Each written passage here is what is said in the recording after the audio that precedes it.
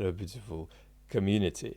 A few of you asked me to comment on the decree, I was going to say the decree Stalin signed, the decree Putin signed about deporting Ukrainians caught on the illegally occupied territories if by 2024, summer 2024, those Ukrainians in Luhansk, Donetsk, Zaporizhzhia, Kherson do not want to get a Russian passport. And you've asked me, is that a practical move? Is it a demonstrative move? Does it contradict the liberatory narrative of Russian propaganda? How do we in the West think about folks in that situation, folks on the occupied territories?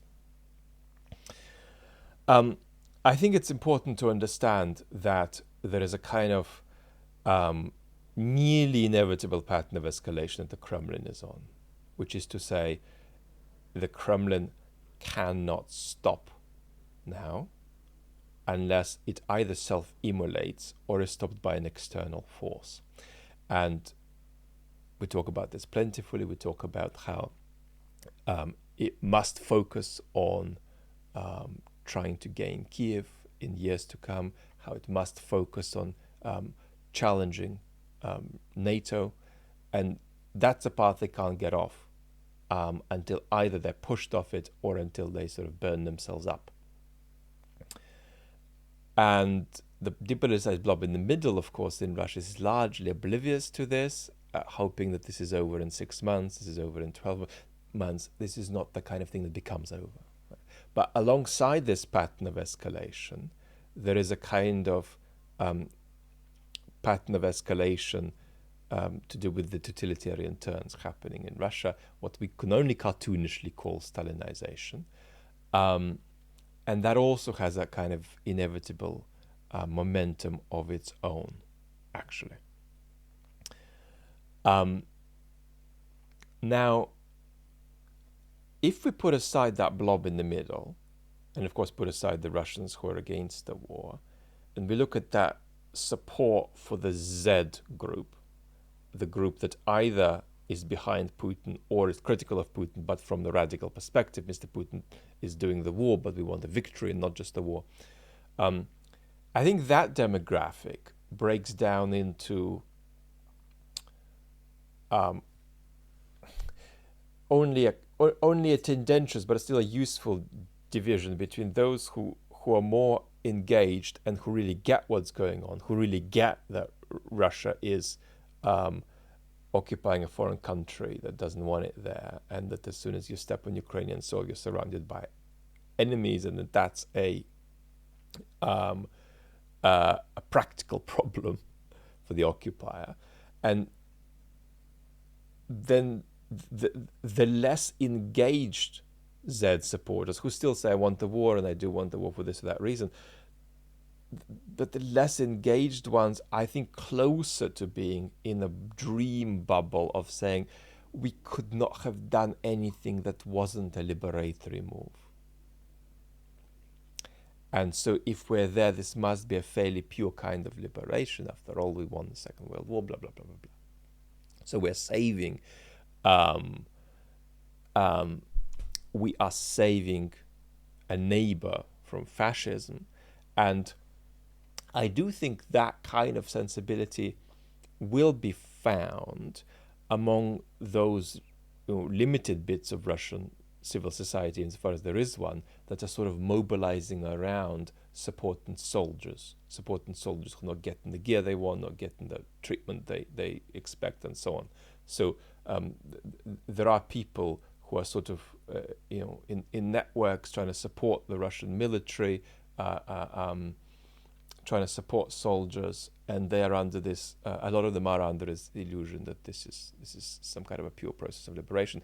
But virtually none of the more engaged Zed radicals are naive in this way. So, what are the practicalities here? The practicalities here is that they do not want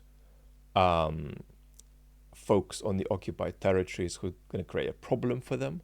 They do not want folks to think that they can easily get away staying on that territory without getting a Russian passport, and they want folks to know this now. And they do not want a situation where Ukraine retakes territories. Doesn't even have to be in this spring offensive. It could be in a second or third offensive, and they are, greeted as liberators more than they need to be in the view of the Russians. So that's basically it, and they are indifferent to any kind of norms. They're indifferent to the fact that this probably qualifies as a war crime. They don't really care about anything except being nuked, perhaps. So that does, you have to say that does symbolically have a real Stalinist ring to it. But there we go. What's our response? Well, I think our response, we can't control the Russians except by arming Ukraine more, really. But from the point of view of us and Ukraine, what we got to be clear about is that, yes, Ukraine has every right to say, guys, you can't collaborate. If you're taken over by the Russians, you can't collaborate. Okay, this is going to be a problem. It's going to be punishable.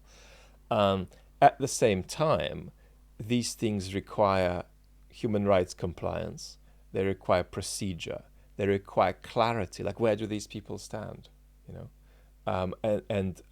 We expect this, and we should insist that this is procedurally adequate over time. How this is developed, if and when Ukraine regains its territories, and what is collaboration, right? What if somebody gets a Russian passport, but they get it because they're scared for their life?